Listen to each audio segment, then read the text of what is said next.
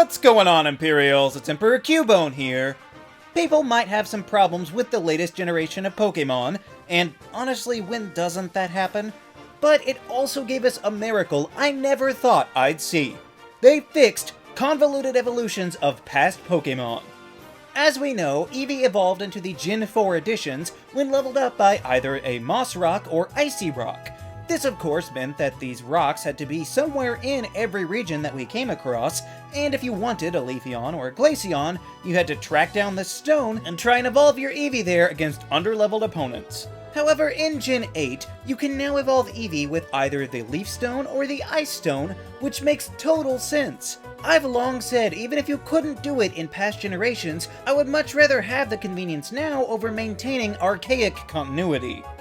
But that wasn't all, because other specific location-based evolutions were altered as well, like you no longer have to wait for the strange magnetic field that would give you Probopass, Magnezone, and Vikavolt, and instead can simply use a Thunderstone.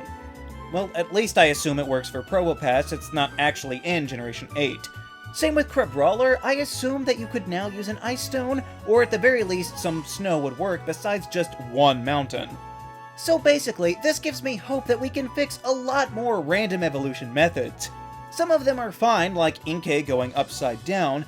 I'm mostly thinking about the one-off items that only exist to change one Pokémon out of the hundreds. So we'll be avoiding the common use items like the evolutionary stones, but I realize not everyone will want to make evolving certain Pokémon more complicated, so we'll offer one of two options. We can either find more uses for these one-off items, or we will simply suggest a different method for the more common uses and free up that bag slot forever.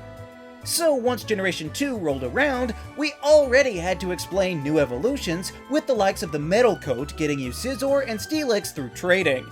And yes, I know that people despise trade evolutions, seemingly now more than ever, but the Metal Coat is a solid item and has a reasonable justification for why these Pokémon couldn't evolve before, so it should probably have some uses outside of the Johto region. If we look at certain steel types we have, I think Excadrill fits perfectly, since it only gains the metallic parts upon growing, so I think that changing it to have that be through the metal coat would have been perfectly in sync. And sure, Lucario changes this way as well, but I'll try not to change Pokémon that have other means, like friendship, to evolve, and mainly go for the standard evolving crowd. So we also have the King's Rock, which again is used to evolve two Pokémon in trade, this time producing Politoed and Slowking. At least this item can be used to increase flinches, but it still could be used to help evolve more Pokémon. I'm inclined to say Slacking, just because I feel like that'd be a nice parallel to Slowking, but I will opt for something else to show off its regal connotation with Tyrantrum. If Tyrunt could use this item to evolve through trade, it might remind people that the King's Rock actually exists. But then wouldn't its counterpart Amara need a little boost too? Yes, it would. And my suggestion would be for the Prism Scale. Of course, this item was introduced to evolve Feebas while trading after contests weren't a thing and meant that you couldn't max out its beauty. I realize that this item is probably fine sticking with Feebas, but if any other Pokémon were to use a lovely reflective rainbow scale, I think Aurorus is just as worthy of its beauty as Milotic would be. Similarly, Clamperl diverges into Huntail and Gorbis through trading with either the Deep Sea Tooth or the Deep Sea Scale, and to me it could make sense to apply these items to other water Pokémon out there from later generations, like say Barraskewda for the Tooth, just to get some effort behind that underestimated beast in Galar, and then maybe the Scale with Barbaracle? However, what makes infinitely more sense to me is to get rid of the two items to evolve a single Pokémon, and simply have it evolve with the Dawnstone. Currently, the Dawnstone only does gender-specific branched evolutions, so to me it would be perfect to just make Huntail be the male option and Gorbis be the female option for evolution. That would let us keep those body parts in the deep sea where they belong, and give us better use for the Dawnstone at the same time. Another Pokémon with two evolution items is disappointingly new with Poltegeist. You would think that by Generation 8 they'd be better about this, but there's a teapot for the more common forgeries and one for the antiquities. I get the idea, but the 2 items is a little unnecessary, especially since most people won't know the difference and will just be wondering why their Sinistea isn't reacting to that teapot that it totally evolves into. I think 1 pot would do, but probably a Duskstone would do just as well. Honestly, my vote would be to change it to level up at night in a spooky forest, like the Glimwood Tangle where you can find it. Because if there's one thing every region has, it's a good forest. Oh, I just realized that they did the same thing again with Applin. Come on, Galar region, get it together. Applin can use either the Sweet Apple to become Appleton, or the Tart Apple to become the far superior Flapple. At least this time, the 2 items create 2 different Pokémon, but these items are already version exclusive. So wouldn't it make sense to just skip the middleman and make these evolutions diverge by whatever version the apple happens to be in? I mean, you still have to trade a Pokémon over to get one of these items to your other game, so why not just let it be the evolved form instead of an item? They just kept the version split in the Cosmog line in the latest games, so we could do the same with these bad apples. I guess maybe in the future you could get both of the apples in a single version, and that would be pretty cool, but if not, then get rid of them and just have the games themselves factor the evolution outcomes. Wow, I guess they really like scales because we find another one with the Dragon Scale that will get you a Kingdra through trading. Now, I do like this item. I think it's pretty cool. I do think it still should boost Dragon-type moves like it used to, but I do think that it's another item that could definitely work with other Pokémon. Take Skrelp, for instance. It is yet another tiny seahorse water type that turns into a powerful dragon. So really, if there's any other Pokémon that could use this item to evolve, it should be Skrelp. There's also Poipole that shifts into a dragon as well, which I could see, but I don't know that they had the dragon scales in Ultra Space, so we'll let it be for now. One that I always forget about is the Oval Stone, which evolves Happiny into Chansey, which is kind of weird because that wasn't the problem. I mean, we didn't need to explain why Happiny couldn't evolve before it existed. It just seems kind of backwards. Anyway, the Oval Stone could easily have been used on other baby Pokémon introduced in Generation 4. Really, all of them if you wanted to. I mean, certainly I think Chingling could have used it. And, you know, even Bonsly and Mime Jr. could have used it instead of learning Mimic. It just could have been the baby Pokémon Evolution Stone, but instead this oval is stuck tricking people into thinking it's an Everstone. Of course, the digital Pokémon, Porygon, has its own methods of evolution with the upgrade and the Dubious Disc. These items are perfectly compatible with the Pokémon made from a computer, and since no other Pokémon is like that, it can be hard for them to stim out. But I think the upgrade could work with Type Null. It is another man-made Pokémon, and the upgrade could have been just the drive to install that releases its oppressive helmet. As for the Dubious Disc, I think that can be the one item on this list that remains as it is, since no other Pokémon really matches this downloaded virus. That is, unless Genesect gets a corrupted version someday. There's also the Protector, which is how we get Rhyperior, but try as I might, I couldn't find another Pokémon that has the same sort of orange plates that come with this tiny house. So my vote would be to change it so that Rhydon evolves when knowing the move Rock Wrecker.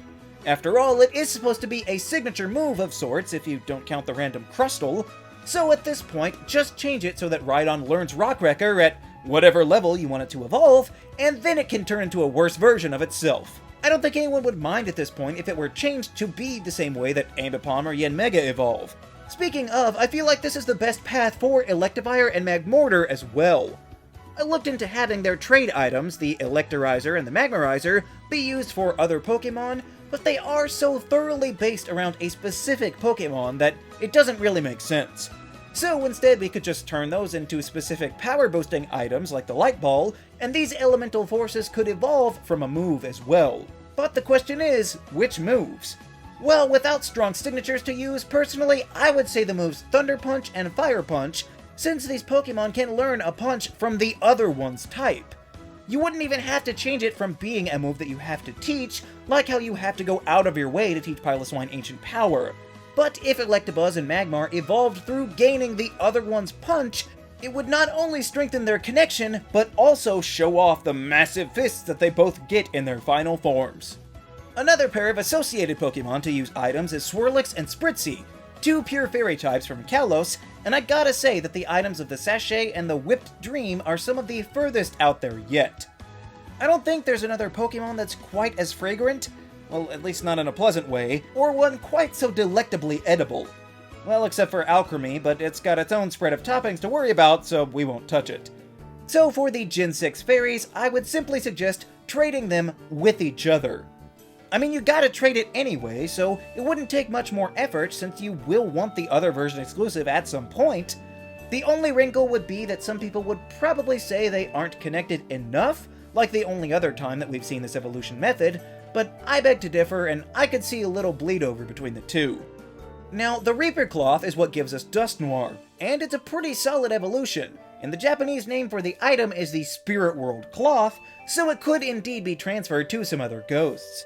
And if I had to put money down, I would say it would be a best fit for Galarian Yamask.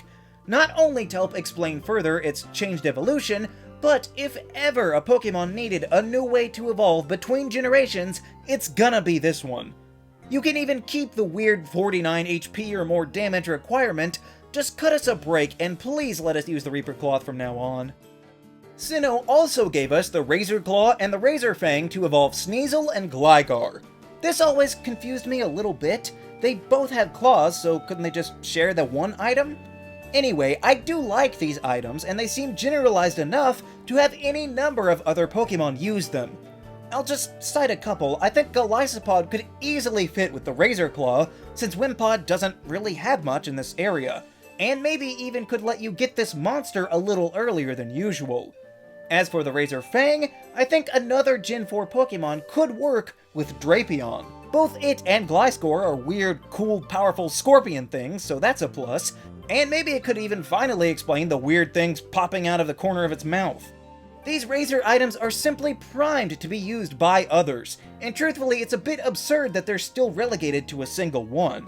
We can even keep the nighttime requirements if you want, just please let us use these items to evolve other Pokemon into cool things.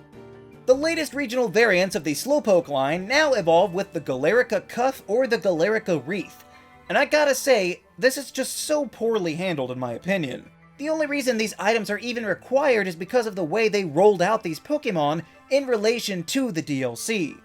See, the branching evolutions were deemed to be separated between the different sections, which makes sense enough, but for whatever reason, they decided to give out the Slowpoke before the DLC was even ready. This meant that they had to come up with a reason that you couldn't evolve them yet. But it was one of the stupidest ones I've seen, since they do both use the same items, you just have to rely on some random person to twist them into different shapes. The Galarica Twig sounds pretty region-specific to me, so are they gonna stick around for later?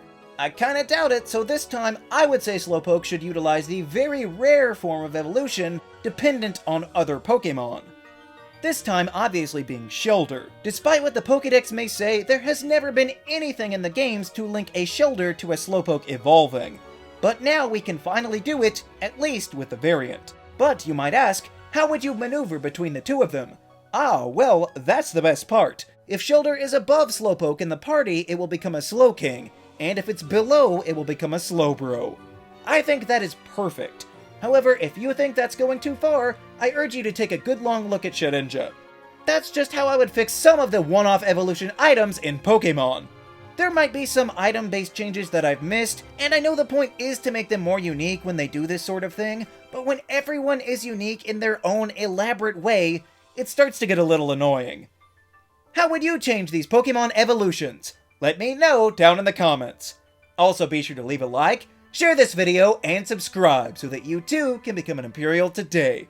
And we'll see you around next time!